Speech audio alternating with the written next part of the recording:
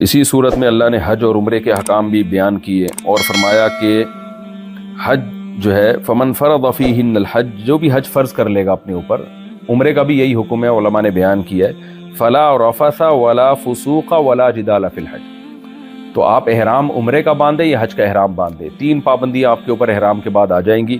کوئی بیہودہ بات زبان سے نہیں کرنی آپ نے، نہ کوئی عمل کرنا ہے، ولا فسوقا، اور کوئی فسق و فجور کی بات، اور ولا جدالا، اور کوئی جھگڑا۔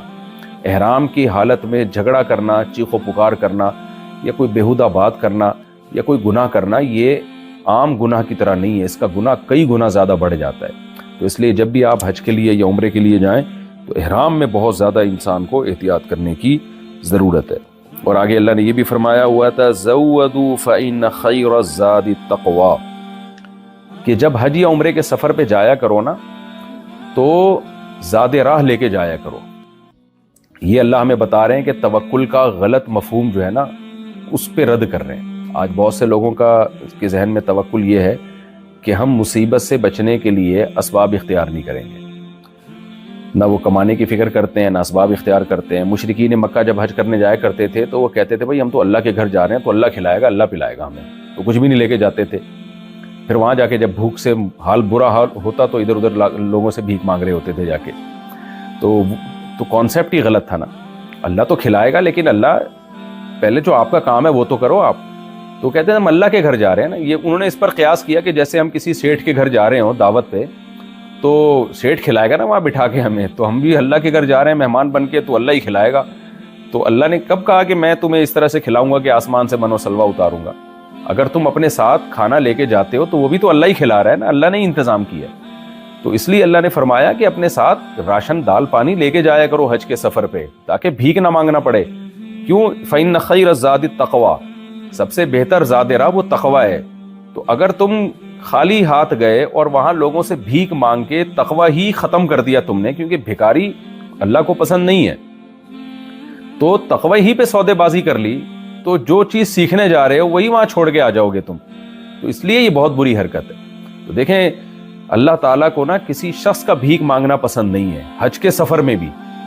تو آپ سوچئے کسی کنٹری کا بھکاری ہونا اللہ کو کہاں سے پسند ہوگا۔ تو اس لیے اپنے ملک کو بھی ہمیں ترقی دینے کی کوشش کرنی چاہیے، اکنومیکلی اس کو مضبوط بنانے کی کوشش کرنی چاہیے۔ اور آج دنیا میں جو اکنومیکلی کمزور ہے نا وہ بڑی طاقتوں کا غلام بن جاتا ہے، اس پر پھر بڑی طاقتوں کی پالیسیاں چلتی ہیں، پھر وہ تقوی ختم۔ ہمارے ملک میں جو کو ایجوکیشن سسٹم ہے پاکستان میں، ہم جب بھی بات کرتے ہیں ہم بڑے طبقے سے تو وہ کہتے ہیں بھائی اوپر کا دباؤ ہے، اور پھر وہ ہمارے حکمران جواب یہ دیتے ہیں بھائی جن کا کھاتے ہیں ہم تو ہمیں پالیسیاں بھی انہی کی چلانی پڑیں گی، قرضے لیتے ہیں ہم ان سے تو پھر پالیسیاں بھی انہی کی۔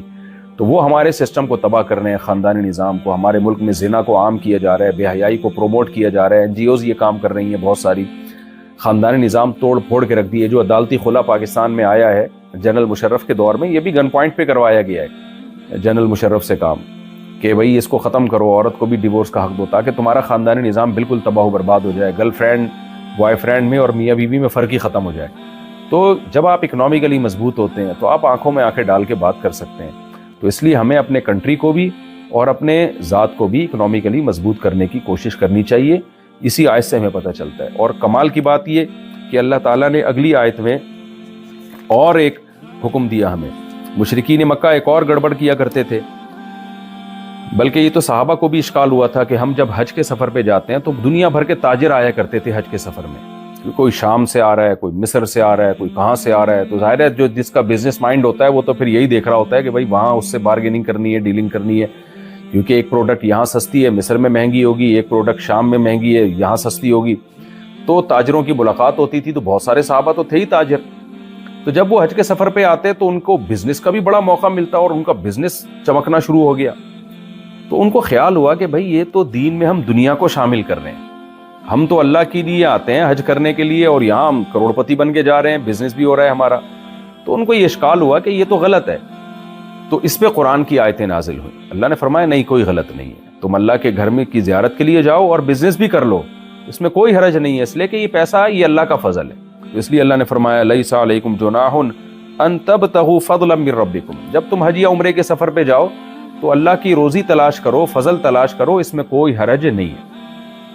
تو دیکھیں اس سے بھی کتنی یہ اہم آیتیں پتہ چلتا ہے کہ اللہ تعالیٰ مسلمانوں کو اکنامیکلی معاشی لحاظ سے مضبوط دیکھنا چاہتے ہیں. اور یہ حج تو یعنی اب ہمیں پتہ چلتا ہے، اب آپ یہاں جب آتے ہیں حرمین میں تو افسوس ہے کہ یہاں بھی ساری پروڈکٹ یہودیوں کی فروخت ہو رہی ہے، کیونکہ مسلمانوں نے کوئی اس پہ اتنی محنت ہی نہیں کی ہے.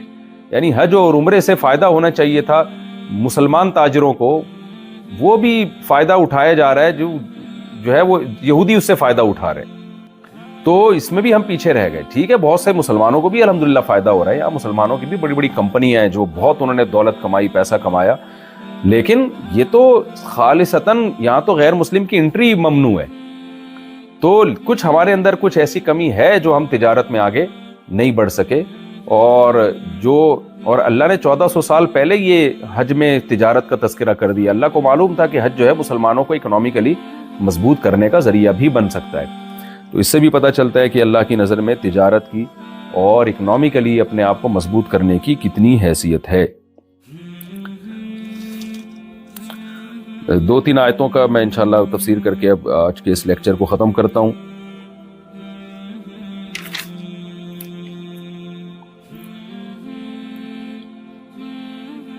زُيِّنَ لِلَّذِينَ كَفَرُوا الْحَيَاةُ الدُّنْيَا وَيَسْخَرُونَ مِنَ الَّذِينَ آمَنُوا. اللہ نے ہمیں اکنامیکلی مضبوط ہونے کا تو حکم دیا، لیکن غریب کا مذاق اڑانے کی اجازت نہیں دی اور غریب کو ناکام سمجھنے کی اجازت نہیں دی، کیونکہ اکثر دولت عموماً غیر مسلموں کے پاس ہوتی ہے، اور مسلمان خاص طور پر جب قرآن نازل ہو رہا تھا تو مسلمانوں کی اکثریت غریب تھی.